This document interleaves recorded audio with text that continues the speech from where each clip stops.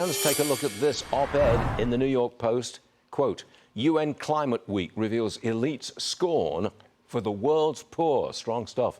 Copenhagen Consensus President Bjorn Lomborg wrote it, and is here with me today in New York City. Why do you say the elite scorns the world's poor? Because of this climate stuff? Well, I'm sure they don't intentionally want to scorn people, but what they're doing is we have a UN week where all the world's governments are coming here, and they're basically telling, we're poor, we lack food, we lack good education, we lack all these basic things.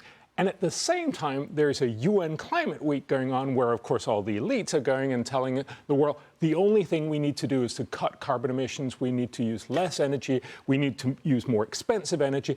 And that implicitly, of course, means the poor will never get out of poverty. You can't develop a society without fossil fuels at this point. No. Maybe 100 years down the road, maybe we've got some power source that works well. Exactly. But right now, you need fossil fuels. Exactly. And the amazing thing is, you know, the most renewable continent in the world is Africa. And it's because they're poor. They almost entirely get about half of their energy from renewables.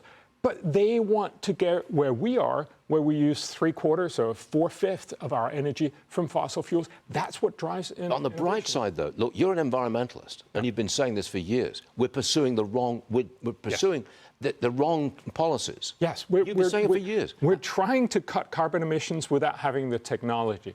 If green technology was cheaper than fossil fuels, everyone would switch. We saw that with the fracking revolution in the early 2000s. It wasn't meant as a green technology, but because gas emits a lot less CO2 than coal, and gas became cheaper than coal, everyone in the US switched. That's how you make a revolution. Of course, what we need is to get the rest of the world first to go from coal to gas, get everyone fracking, and eventually, of course, we need to get these green technologies that are entirely CO2-free, but cheaper. Let me throw this one at you.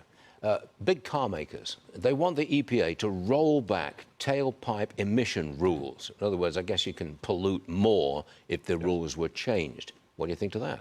Well, so it sounds like a bad thing, but of course the rules were set under Biden and essentially assuming that you'd need almost 50% EVs. So you basically need to say every car that we're selling from now on needs to get to be an EV. Most people don't want it, and we're now no longer giving subsidies, these huge, $7,500 per car, and a lot of other subsidies, often on state level.